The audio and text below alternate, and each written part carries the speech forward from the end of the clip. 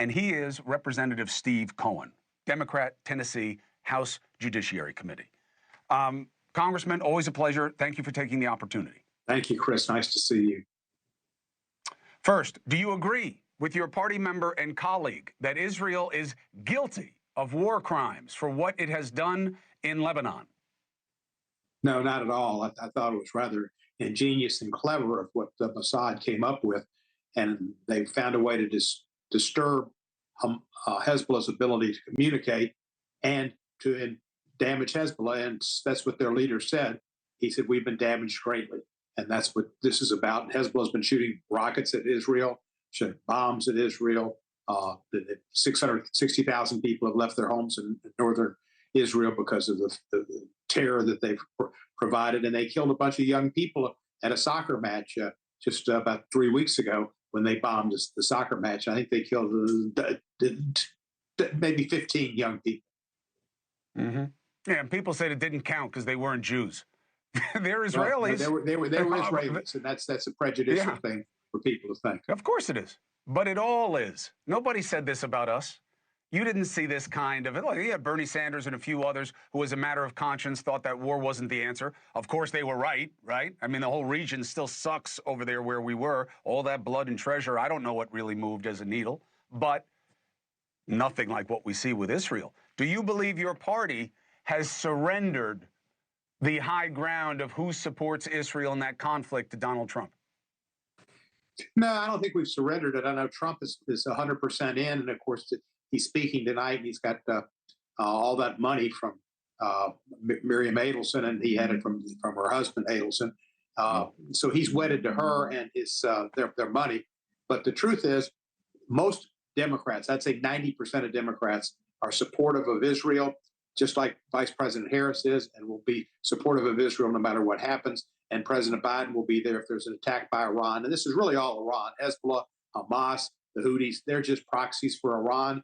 And Iran is a terrible state, kleptocracy, totalitarian state.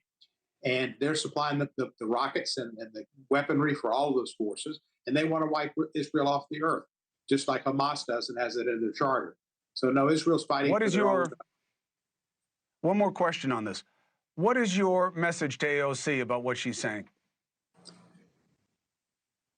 Don't be so eager to jump on an issue because some people might be jumping on it who are generally her supporters, but wait to see what it's like and to judge it. But also to understand that this has been a war that Hamas started on October 7th. Hezbollah has continued, and Israel needs to defend itself. And this is a way that they're defending themselves. Two other issues. Okay, here's the first one. Have you heard of, well, no, I'll go with the more direct one first. Did you see the testimony from the ex-border chief that the Biden administration did not want him to report the numbers of arrests of who he calls SIA, which is potential terrorists coming into the country? Under oath. I saw something about it on a New York Post story. I didn't see it. It is not a Post story. It's not a Post story, Steve. It's a real story.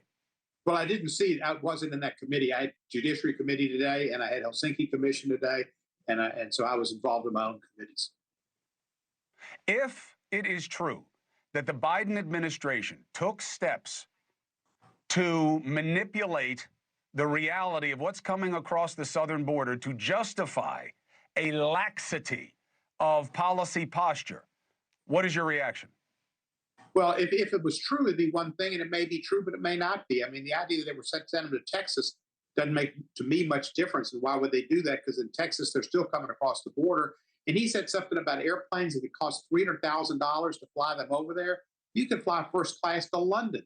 I don't know how he come up with $300,000 to fly these people over. So I have to question, and I think it was a report from last January that just surfaced. The committee had to go a long way to find this one.